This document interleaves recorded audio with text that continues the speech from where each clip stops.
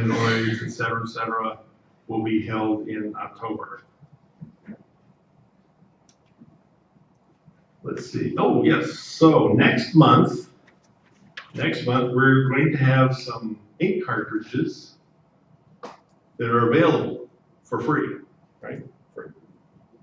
I'm sorry, Frank said he's got to put $5 in his pocket. But just, what is that, dead crap? Anyway, but the key is obviously you need to bring the model number of your ink cartridge. You don't need to bring your ink cartridge. We don't need to have any spills or anything, but bring your cartridge number, and we might be able to give you a free ink cartridge. And with a $5 bill in Frank's pocket. Okay, let's see. And this show is not bad enough for you. Bill Zaletti and I are going to do a talk next month on the basics of Apple iPads and iPhones, and some how-tos and don'ts, etc. We're only going to present a few things. We are going to have several classes to go into more detail, not only basic functions, basic usage on the Apple, but also we're going to do a tips and tricks.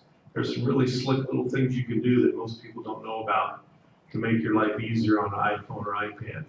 And a lot of these do relate to the Androids as well. So if you have an Android, you still ought to come for two reasons. One, you might learn something, and two, we will have donuts. So 2 reasons. Oh, I'm sorry, 3 reasons. Yes, you're right, coffee too. Yeah, obviously I haven't had enough. Or too much. Anyway, come and have a listen. Mentioned this earlier, no training classes September. They all got moved to October, and we'll be ramping those up. If you have any ideas for a class you'd like to see, we would be interested in hearing that.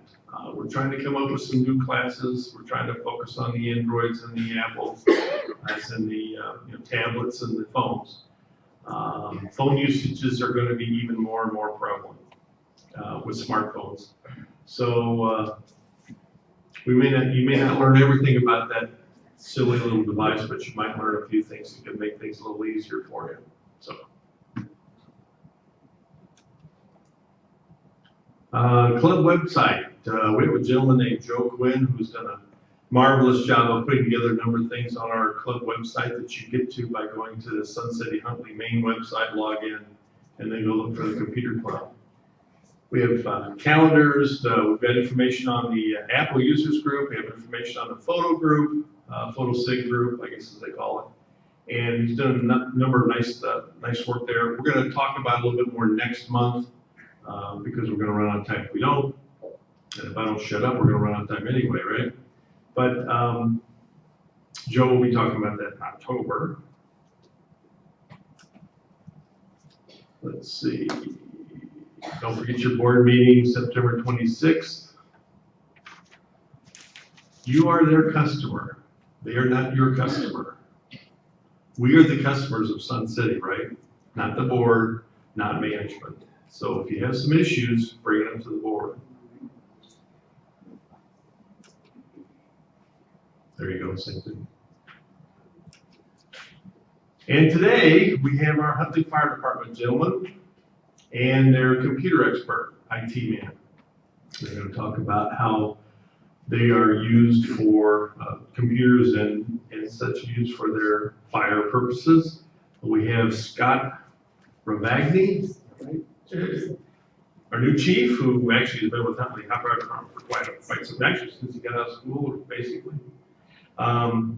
We have Al Schlicht over here, who put in 28 years in Wakanda and decided to come over here. As deputy chief, we have Mike Pierce, we have our battalion chief. And then we have Chris Mackey, who is I guess since we're paying taxes, it's ours, right? Who is our IT consultant. And with that, I burned up 10 minutes, so we'll go ahead and let them talk from here. So, gentlemen, thanks for coming.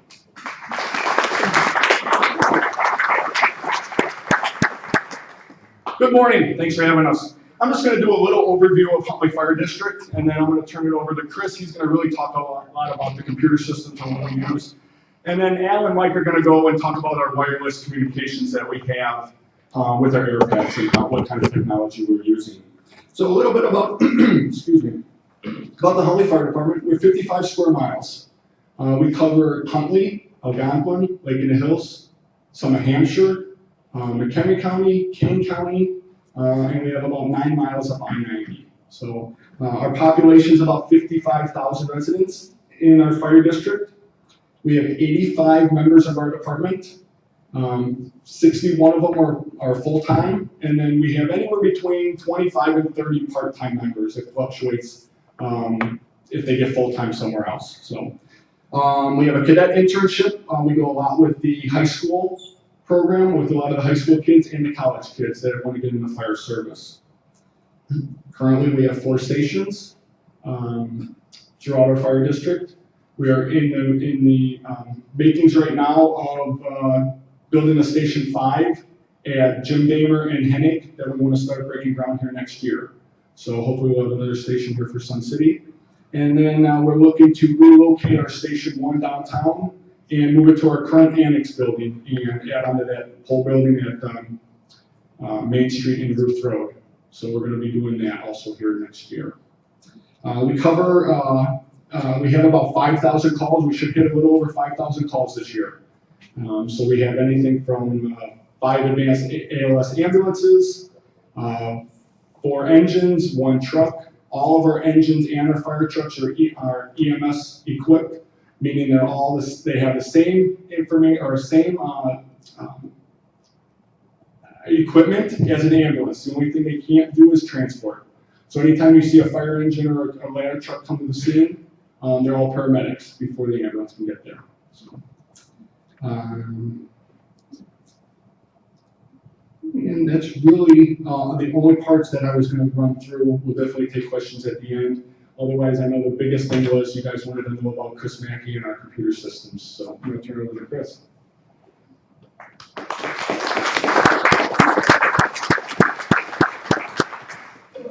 Thanks, Chief.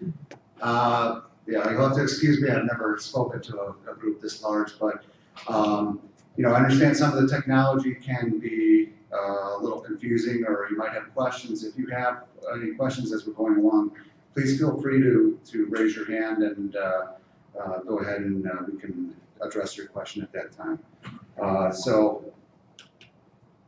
Wrong way. So how are the computers used at the stations by the paramedics, the firemen, and the administration staff? So you've got, of course, email. That's a big thing. A lot of communications among themselves, a lot of communication with residents and other firemen in the industry. They use it for scheduling. We have a departmental calendar that they use to schedule various training, shift scheduling, that sort of thing. As well as training. We see that we actually have a whole setup for them to run through training simulations. Excuse me, for I don't know how you guys do react to different situations, correct? They also do research. What are the most common ways? For example, I was just asking them this morning, what do you guys do with the new Teslas and the enormous battery packs that they have on the bottom of the cars there that are obviously fire hazards? So, you know, they can research those sort of things. They have 2 ladies in the office that do their accounting, bill paying. I think you guys get money for certain things for inspections and that sort of thing. So, and then, of course, purchasing all the supplies that they use for firefighting, all the computers and that sort of thing. So, so how do we secure the network from hackers or from viruses or that sort of thing? So the district's network is a Microsoft Windows-based network. The servers are running Windows Server 2008 and above.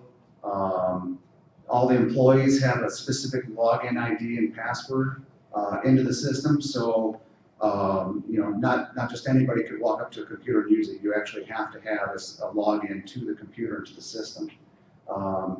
Every PC and server has semantic endpoint protection, which is a virus and malware protection program loaded. And that protects against viruses, intrusions, and malware. Interesting that in 2017, it blocked 35 viruses and 46 intrusion attempts. Now that number is actually really, really low because the entire network is actually protected by a sonic wall firewall. That's actually a hardware piece of equipment that stands between them, the internet, and the district. So any information going in or out has to pass through this firewall, which analyzes it and says, this looks bad or this looks good, I'll let it through. In 2017, over 2 million intrusion attempts were blocked. From various countries, we blocked by country, so everything from North Korea is blocked, everything from Russia is blocked, that sort of thing. 83 spyware and 470 viruses were blocked. So the piece of hardware there it's actually funny, it's just this little box, but it really does a good job of protecting the network. I recommend it for everyone. I recommend it even for homes. They have this one is a pretty high-end box. They have lower-end boxes. There's other manufacturers, but when you talk about the Internet of Things, as they say now, so you have TVs and you have thermostats and you have Blu-ray players and even refrigerators now that are connected to the Internet. I don't know if you heard, we had a problem in the United States recently where hackers took over thermostats, TVs, and refrigerators to do an attack on someone else. If everybody had had a firewall, that wouldn't have happened because they can't get through the firewall. So the district servers, that is basically a server is, in case you're not sure what it is, so you have a PC and their PCs are no different than the PCs you have in your home, just how they're configured.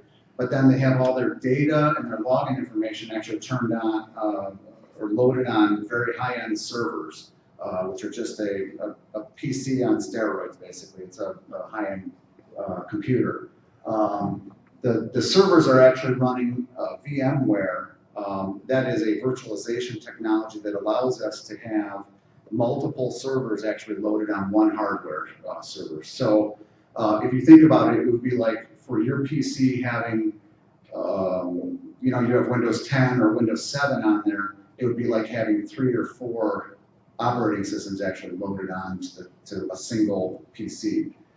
So we can have, it really utilizes the investment in the hardware because in general, if you look at your PC, if you were able to look at what it was doing at any one moment in time, for the most part, it's sitting 95% idle at any one moment in time, sometimes 99% idle. And the same thing, it's the same way with servers. So we can then use that hardware effectively by loading multiple operating systems on it, and then it starts to really utilize that server fully.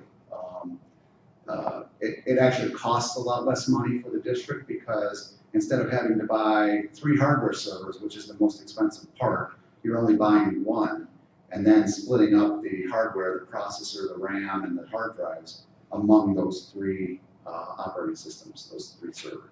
So that makes sense. It's a little bit hard to understand. Sometimes I don't really understand it myself, but so I don't know if anybody has any questions on how that all works.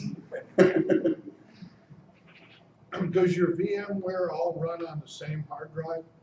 So what you have with servers is what's called RAID, and what that is so on your computer you have one hard drive. A hard drive is where all the operating system and your programs and stuff is stored, your data.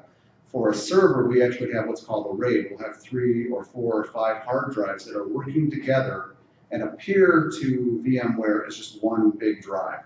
And what that gives us is redundancy. So if a hard drive should fail on your laptop or your computer, it's done. I mean, you got to come to the computer club gurus and say, hey, can you help me out here, right?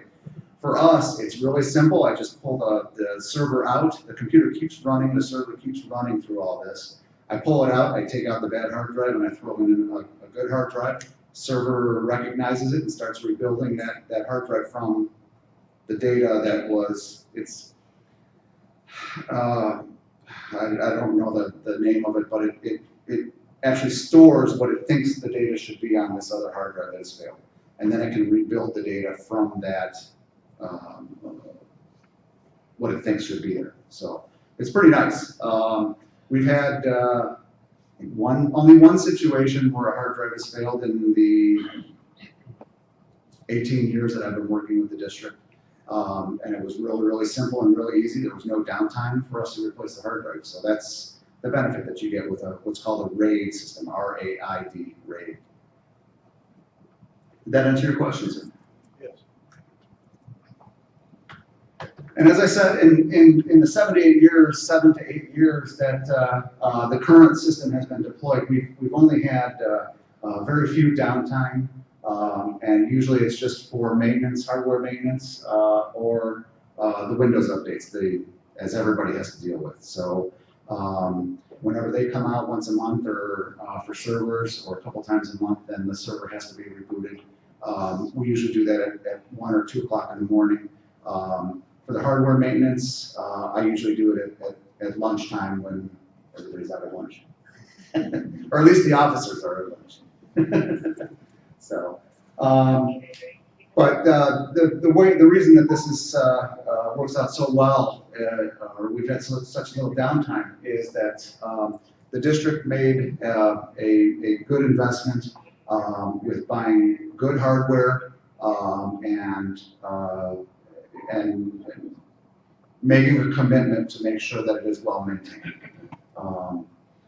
We also, this APC that's pictured here, we use that to keep the servers up in the event of a power failure, which is kind of cool. So each of the stations have a generator that you kick on, and what does it take, like 10 seconds for a generator to pop on. So all I have to do is keep everything up for 10 seconds, and then the generator will take over after that point. So these, every station has these for the servers or network hardware. We don't have them on the PCs, and can keep the equipment running during that 10 seconds.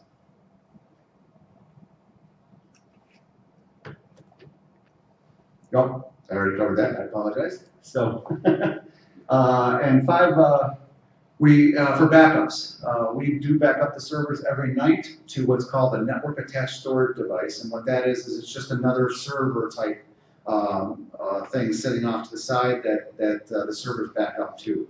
We have a couple of those, so every night every server backs up to that. We also back up all of our data to the cloud. So in the event that station 1, where all of our data is stored, should have something catastrophic happens, we still are able to get the data that they would need to operate, to get that pretty quickly. So I also recommend for people, home users such as yourselves, to also use a type of cloud storage. I think actually I covered that on that. There we go. Okay, so here's the backup thing, sorry. Carbonite is the backup that we use on the cloud. I recommend that for home people. It's not expensive. I think it's around $75 a year. So if you have pictures, the grandkids, pictures of your vacations, that sort of thing, backing it up on the cloud is nice, because if your laptop or your computer is stolen, if your house burns down or whatever, you've not lost your data. Couple that with a scanner or scanning in your important documents, and you should never have to worry about ever losing anything for anything. This Carbonite, you can access it from anywhere. So if something should happen, you could borrow your kid's computer or someone else's computer and get your data that you need, your pictures and everything. So once you get a new computer, you just load up this Carbonite, tell it to restore, and it'll do it automatically for you. It'll restore all your data and start backing up again. So it's pretty cool. So one thing to add on above it there, the software that we use to back up the actual servers locally is called Symantec System Recovery. The nice thing about Symantec System Recovery is that I can actually, if a server should die, I can actually restore that server to another piece of hardware without having to worry to reconfigure anything. It's what they call a bare metal restore. We haven't done our test this year, but just about every year we do tests just to make sure everything is working well, where we go through and actually do test restores of all the servers to make sure that everything is working properly and everything's all good. Now, as for the computers that the rank and file use, each station has a computers for the members. They have, in general, a couple of computers for the firemen and the paramedics to do their write-ups, computer for the lieutenants. Then you have each of the upper management have their own computers. And then each rig has a tablet computer that actually links up with the county EMS system. Actually, Mike helps out with that. But it uses Verizon cellular data cards to link up, and then they can report where they're going, what they're doing, and all that, what's going on, their status. There was a question before about whether the two link up. The RIG computers are actually linked to the county, so it's separate from the district, the district. So, but they do use the same database at the county. So the guys sitting in the stations can go and look online on the county's website and see everything that they see in the rigs.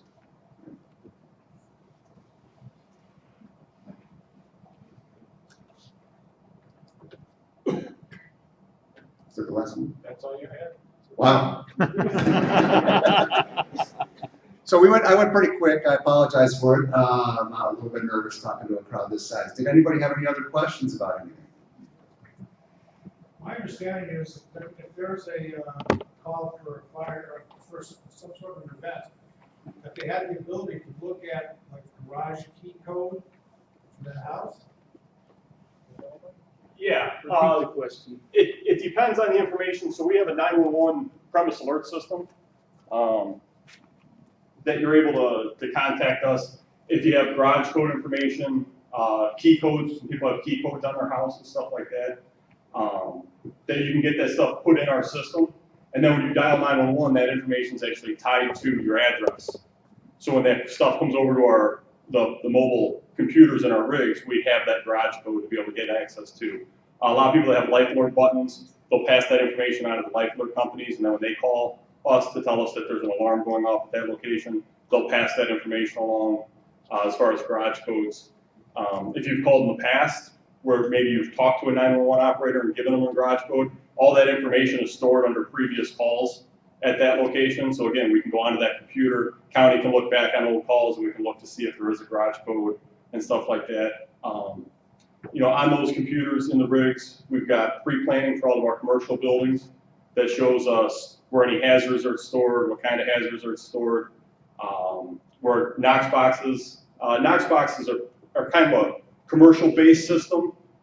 There are some residential styles of Knox boxes that I know some residents out here do have that are, you know, we've got master keys to them, and then we're able to store access keys inside those. It's like a safe that gets bolted to the building.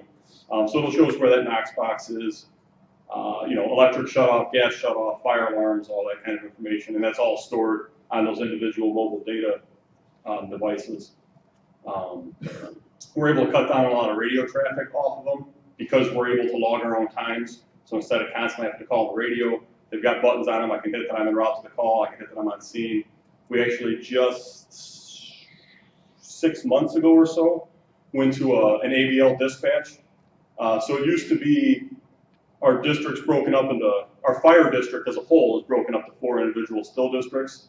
And so the rigs were dispatched based off of a still district. So this area out here is our fire district 3, so station 3 would handle these calls. So regardless of where your ambulance, 953, was in the district, they would be the ambulance that would be dispatched to the call out here based off of this area. And then as the next call came in, there was kind of a hierarchy chart that we'd go down the line.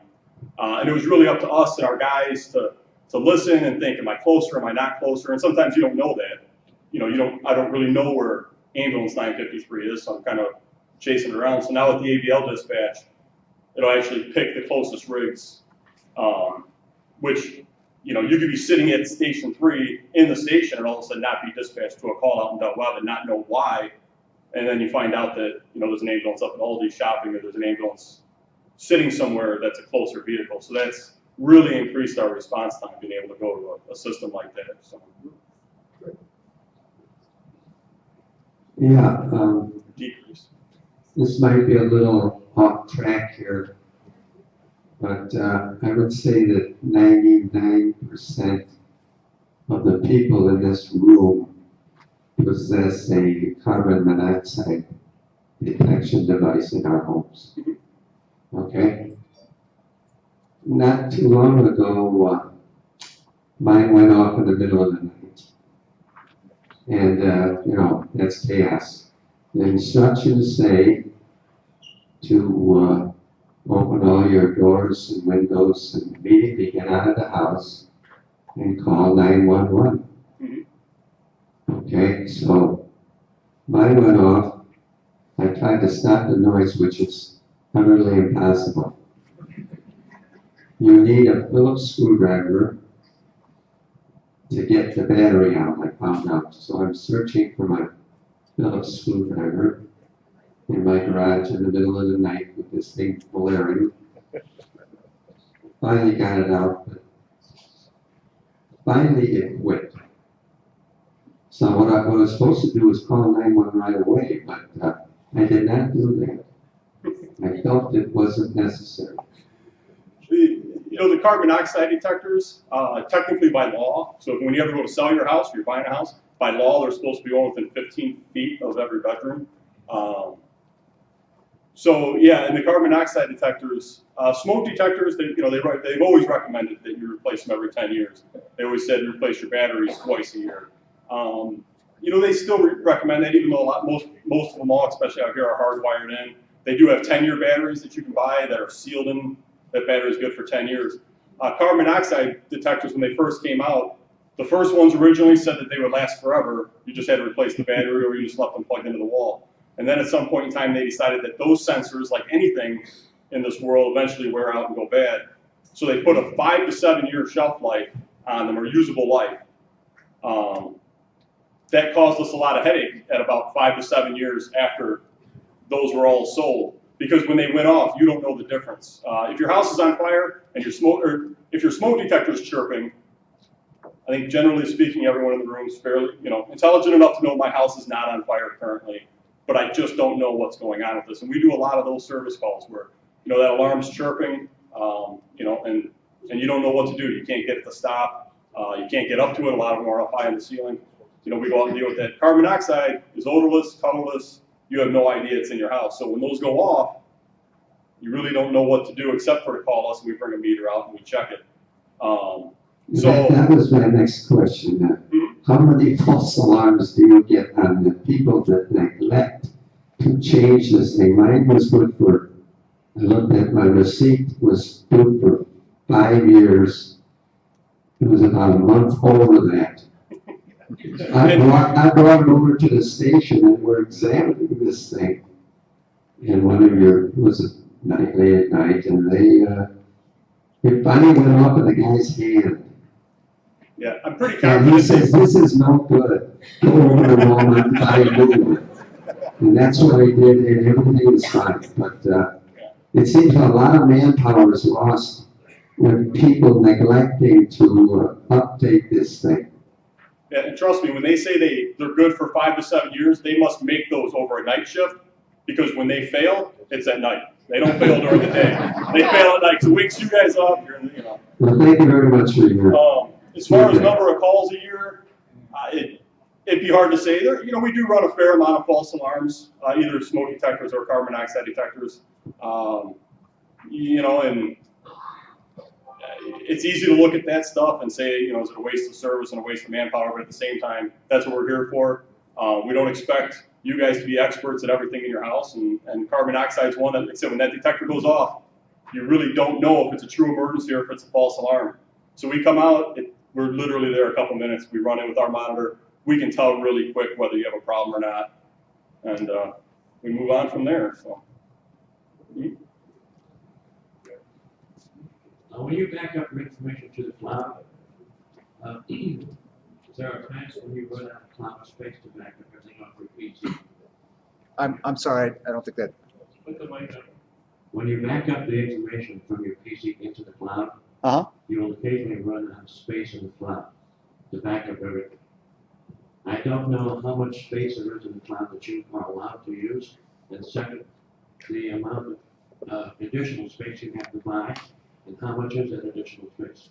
So with Carbonite that I had shown you guys up there, a home PC is unlimited, the amount of space. So you don't have to worry about it at all with Carbonite. And it's a really good service that they have for home users.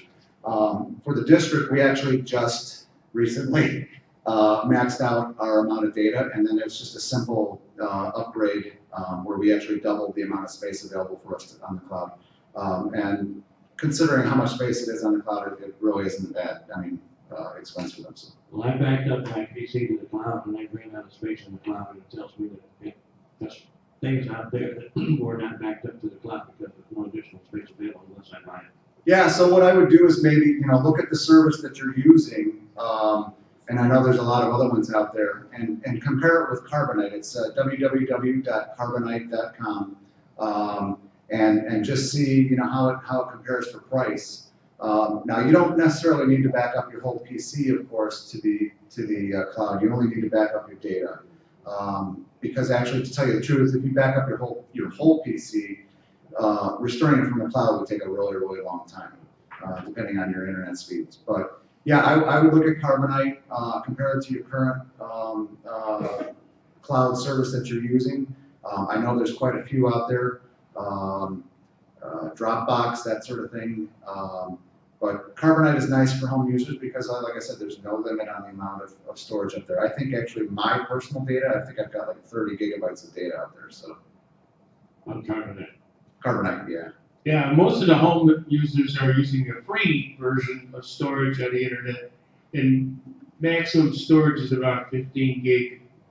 You can store. Well, that'll work fairly well if you just store your data and your pictures. You can store those on Google's photos storage for nothing. So you could get by with that system working very well. But if you try backing up your full computer and say make a complete backup, you'll run out of space relatively quickly because you'll have all your programs stored on there, and that's where the bigger amounts of data are usually stored. What kind of valuable data do you have on your computer that you had 2 million hack attacks? I honestly don't know. Now, I will say that I have read in the media that Russia is specifically targeting public safety in the United States in their overall plan to disrupt services and such in the United States. North Korea as well. I don't know if you just read that a North Korean operative was indicted for the Sony hack of last year, where he actually, or last year or the year before, I think, where he had broken into Sony's servers and downloaded all their salary information, that sort of thing. So it's not that we have any critical data that would be of any use to anybody. It's just foreign, and that's where most of our blockages are coming up, from foreign countries. I think the top 3 are Russia, Singapore, North Korea is in the top 5. I'm trying to remember, there was an African country in the top 5 as well. So they're just trying to disrupt services and give us a headache, I guess. Question. Yes, and then regarding 911 calls, if most of us have either flip phones or smartphones, if we dial 911 and we're not able to talk, would you know our location based on the phone, our exact location? And They can triangulate that data based off of which cell tower you're hitting, and then they can pull that, they actually have to contact the phone companies to do it, and they can narrow it down to,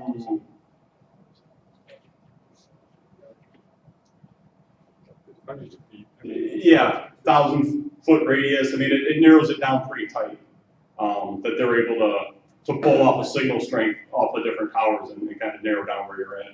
Is there a better way to set up our phone so we know exactly where we're at? let's say if I was on the wildfire trail and something happened, I hit the 911, would you be able to get to me quickly? Is there something that should be done specifically to the phone to register to a tighter radius? No, that is not what we were told through dispatch and everything. It'll take a little while, and they don't know how long, but we will find you, but it will take some time, but there's nothing else you can do at this time. A lot of the phones have a system of triangulation that's a lot better than just the triangulation between the towers. They use other things. So if you're walking on a trail out here and you happen to be in a spot that's been scanned once, which is not likely to be a case out this far from the city. In the cities, like in Chicago, you could be in a high-rise building and they can tell what floor you're on because they have walked through that building and got reception reports from all the Wi-Fi hotspots, Wi-Fi signals.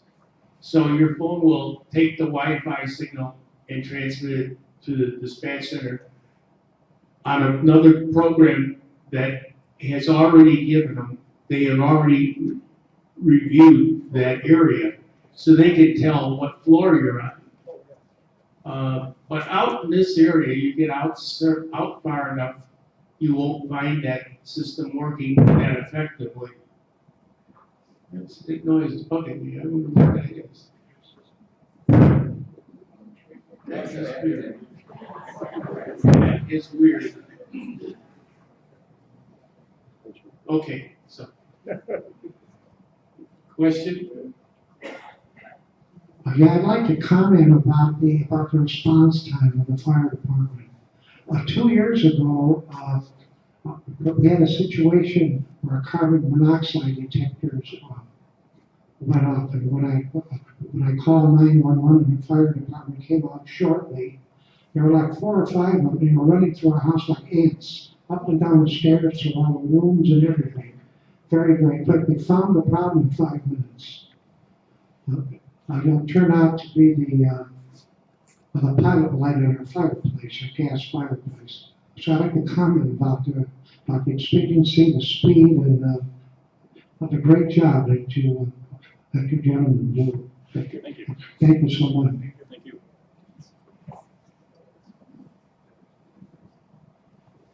Any other questions?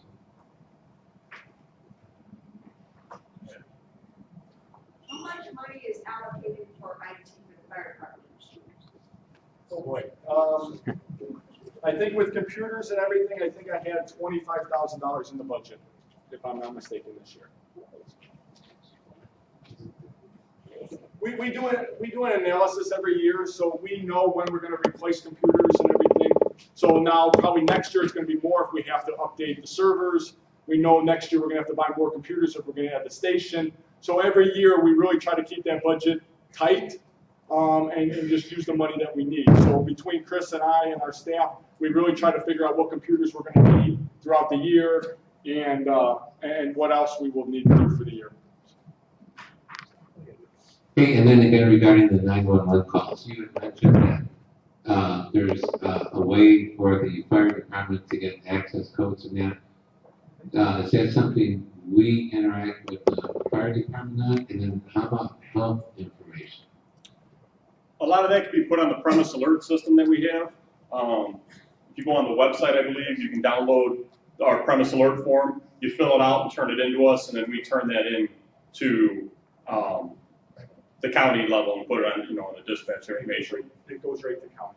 Oh, and okay. Yeah, when you fill out your premise alert, it'll go right to county.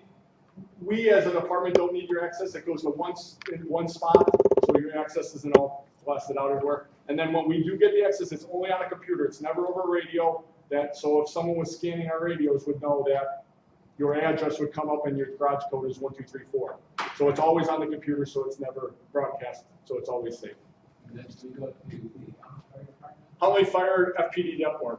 Yes. And that information that is on the RIG computers, the RIG computers can only access the county network. So even though they're going on to Verizon's network, those computers are actually, it's like a VPN type thing, virtual private network. So they are tied only to go to the county network and the county servers. Another question? Does that replace the file of life? No, the file of life, because especially medical information changes all the time. I mean, people's medical conditions. It's really emergency access information, Knox box garage codes, or if there's some sort of invalid situation where a person's completely not able, they're not mobile, they're, stuck in the house, bedridden, stuff like that, it's good information.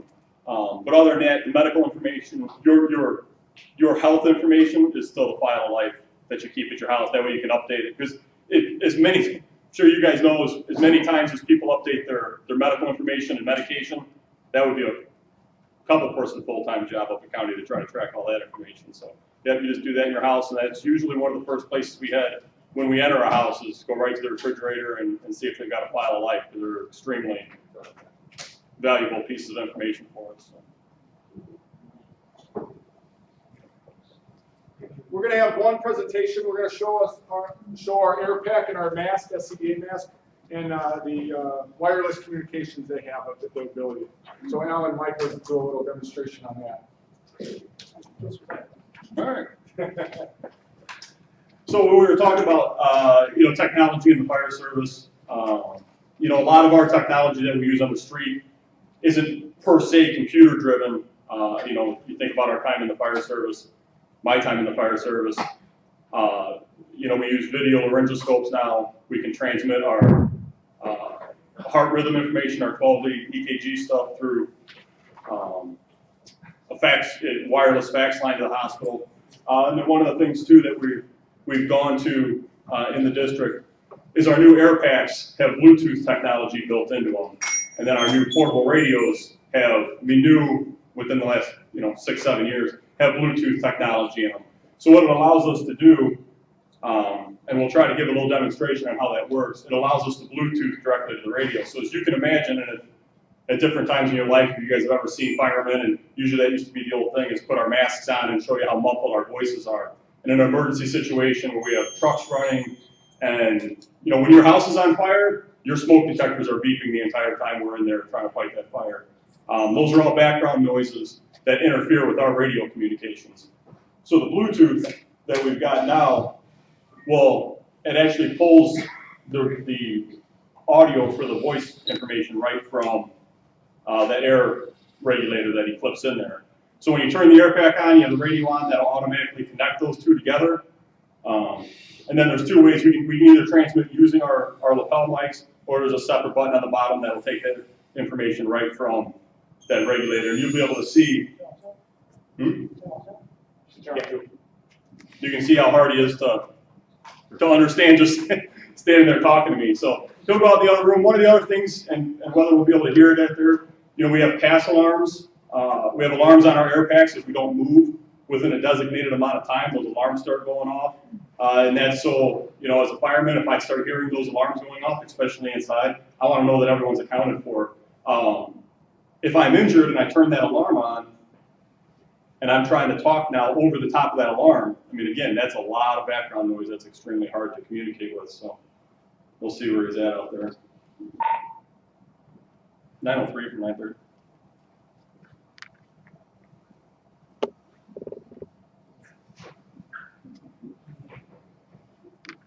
Maybe he's not so well. 903 from 930.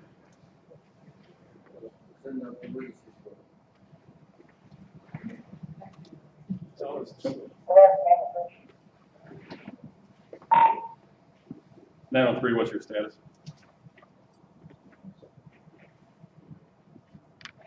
Try Spanish.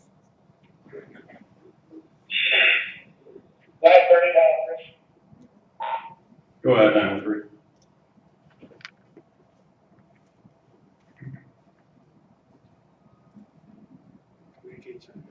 Communication failure right there.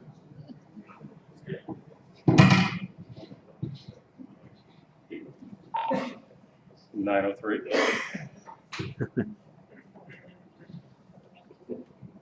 Is he not hearing me?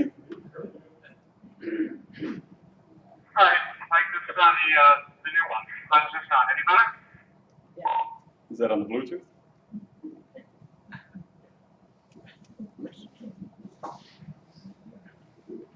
Yeah.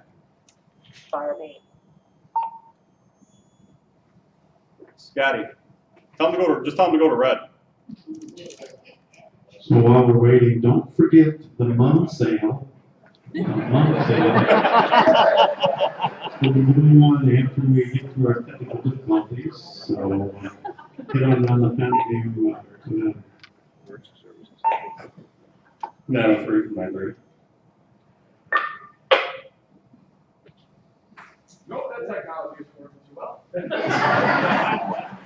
Is he on the Bluetooth or is he on the radio? Tell him to go to the Bluetooth.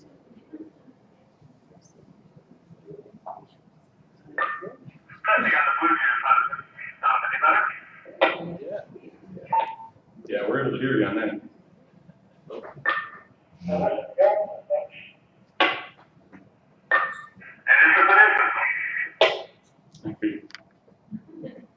I don't know if you're able to tell the difference on them. You know, it's clear, especially when there's a lot of background noise. So, yeah, that is the problem with technology. That is the nice thing. It is actually set up to be a little redundant in the fact that even if the Bluetooth isn't working, we can use the radio just like we always have. So.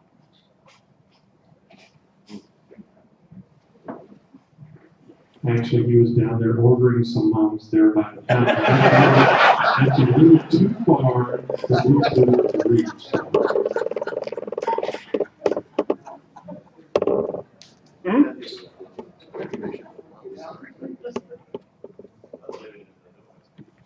One more question. Listen, we got a lot of pets in the audience here. Do you have anything to revive pets? I've seen it on television. On all of our frontline fire apparatus, we do have oxygen masks for pets. We also have contact information for 24-hour vets. So it is something we have, you know, we do have stuff to do our best to try to treat them. Maybe there's one more question. Hang on a second. You mentioned doing inspections. What kind of inspections do you do? Are these voluntary inspections or are they mandatory inspections? For business inspections?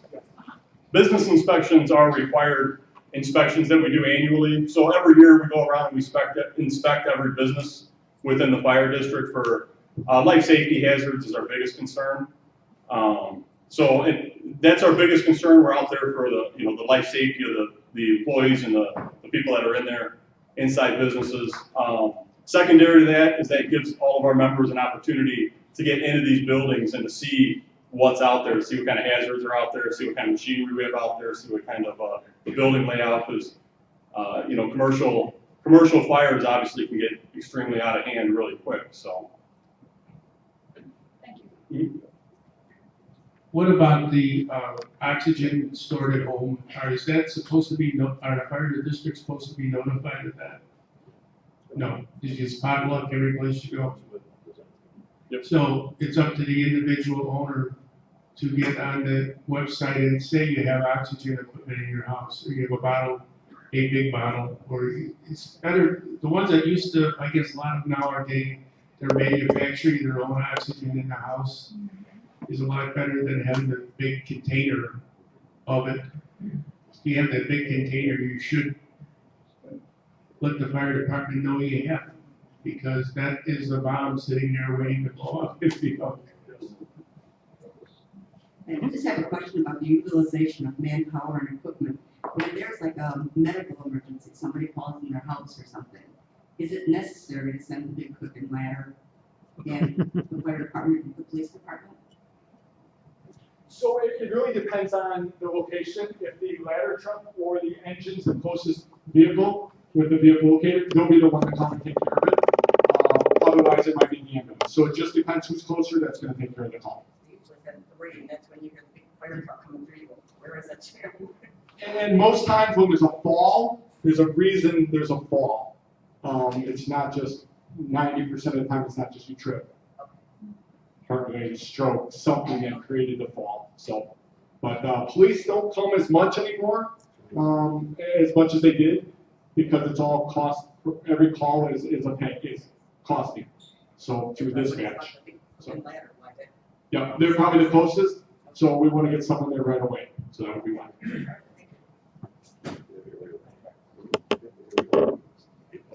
One more. I'm all okay with it, yes.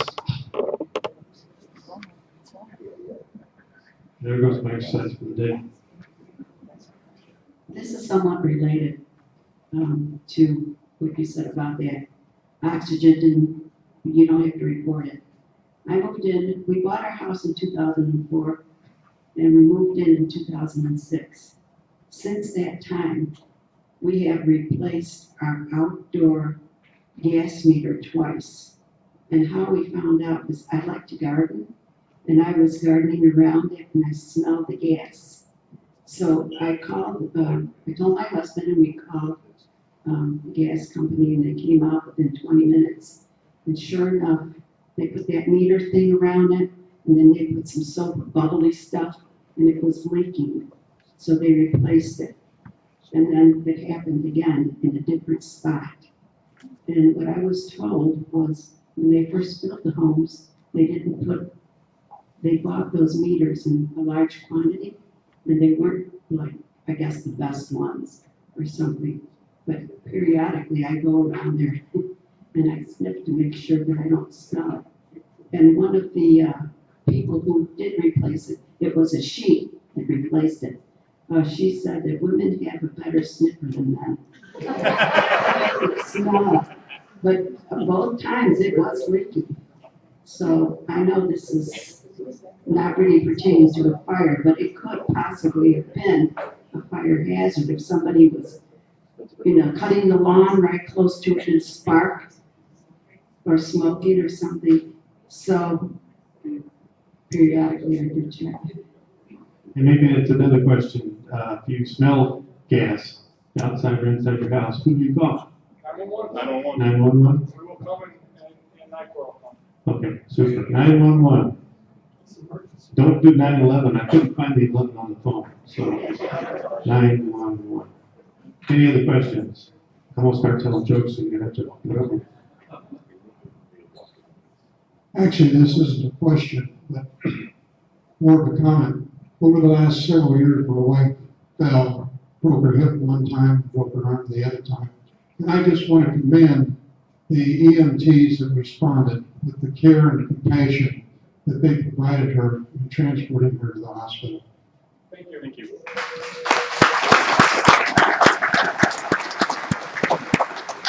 And actually, let's give them another round of applause. Thank you very much.